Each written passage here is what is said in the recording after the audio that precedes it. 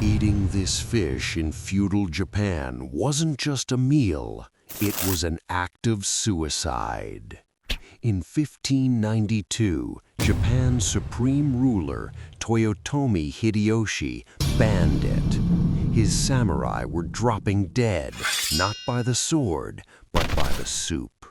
For 296 years, this fish was illegal, but the people couldn't resist.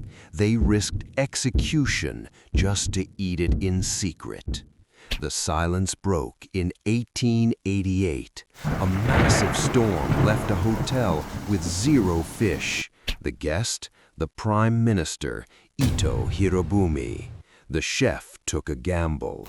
He served the forbidden poison to the most powerful man in Japan. One bite, and the Prime Minister was shocked. This is too delicious to ban. The 296-year law vanished instantly.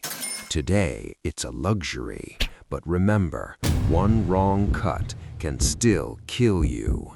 Would you take the risk?